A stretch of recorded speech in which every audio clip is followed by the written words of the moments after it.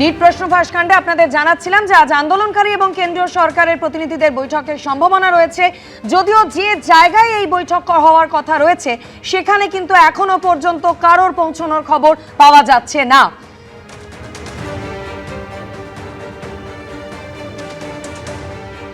CJP मुखपात्र Ashutosh Ranka की जानिয়েছেন দেখাবো। शांतिपूर्वक प्रदर्शन का आह्वान किया है। कल हम लोगों ने लिस्ट भी शेयर की थी।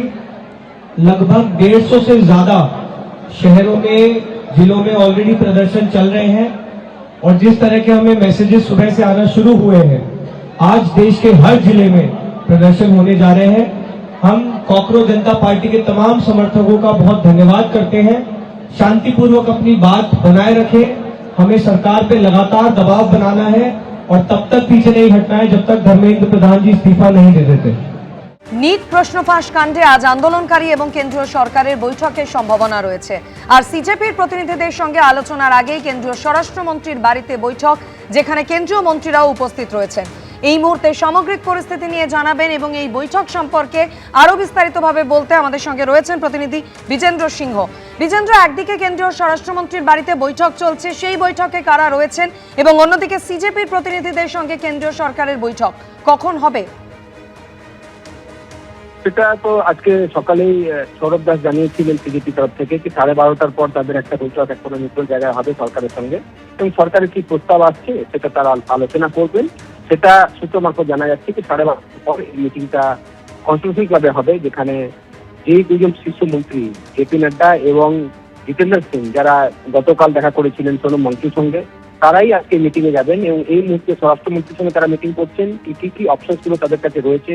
যখন নেগোসিয়েশন আজ থেকে স্টার্ট হচ্ছে, এই প্রথম আলোচনায় বসছেন সিজেপি নেতৃত্ব এবং কেন্দ্রীয় সরকারের শীর্ষ নেতৃত্ব, তখন কিন্তু যে দাবিগুলো তারা রাখছেন সেসব নিয়ে আলোচনা হবে। যার মধ্যে একটা দাবি রয়েছে ধর্মেন্দ্র প্রধানকে পদত্যাগ করতে হবে। সোমবার যে হিংসা হয়েছিল, যেখানে পুলিশ লাঠিচার্জ করেছিল, সেটার জন্য এফআইআর করা হয়েছে ছাত্রছাত্রীদের, সরাতে হবে। এবং যেই ছাত্ররা মারা গেছে নিট লিক হওয়ার পর বা পেপার লিকের কেসে, তাদের জন্য ক্ষতিপূরণ দিতে হবে সরকারকে। এই ধরনের দাবিগুলো রয়েছে, এটা নিয়ে আজকে আলোচনা স্টার্ট হবে। তার আগে প্রধানমন্ত্রী গতকাল রাত্রিরেই বার্তা দিয়েছেন, ভিডিও বার্তা, সেখানে তিনি বলেছেন কি একটা কঠোর আইন তারা নিয়ে আসতে চলেছেন, সেটা আগামী সোমবার হয়তো সংসদে আসবে। এবং বাকি স্টেপগুলো নেওয়া হচ্ছে ফাস্ট ট্র্যাক কোর্টের কথা তিনি বলেছেন। সেক্ষেত্রে যখন সোনম ওয়াংচুক তার অনশন তুলে নিয়েছেন, তারা আশা করছেন কি পার্টির যে যন্ত্র মন্ত্রের ধর্ণা চলছে সেটা উঠে যাবে, তবে সেটা নেগোসিয়েশনের উপর দেখা যাবে কি হচ্ছে মিটিং এ।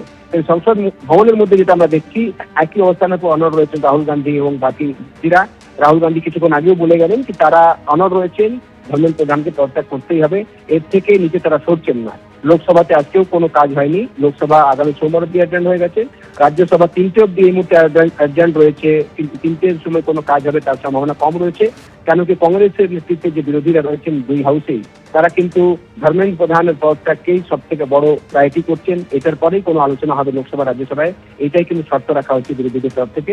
মনে করা হচ্ছে কি সংসদে হয়তো আর রাজ্যসভাতে আজকে কোনো কাজ হবে না, তবে সব থেকে গুরুত্বপূর্ণ বৈঠক যেটা আর 8 ঘন্টার মধ্যে হয়তো হবে কনস্টিটিউশন ক্লাবে, সেটাতে দেখতে হবে যে সিজেপি নেতৃত্ব কতটা সহমত হচ্ছেন সরকারের যে প্রস্তাব আছে সেটা নিয়ে, এবং পরবর্তী পদক্ষেপ তাদের কি রয়েছে। কেন কি আজকে সিজেপির তরফ থেকে ডাক দেওয়া হয়েছে দেশ জুড়ে প্রতিবাদ করার, যেটা সোমবার যেভাবে লাঠিচার্জ করা হয়েছিল, ছাত্রদের উপর হিংসা হয়েছে সেটাকে প্রতিবাদে, সেটাতে তারা এখনো অনড় রয়েছেন এবং দেশ জুড়ে তারা আপিল করেছেন এটাকে আজকে বিক্ষোভ দিবস হিসাবে পালন করতে। অন্যদিকে সরকারের সঙ্গে তারা আলোচনা করছেন, সেখান থেকে কোনো রফাসূত্র বেরোচ্ছে কিনা সেটা দেখার বিষয়। অবশ্যই এদিকে আমাদের নজর থাকবে। আপাতত বিজেন্দ্র, তোমায় ধন্যবাদ।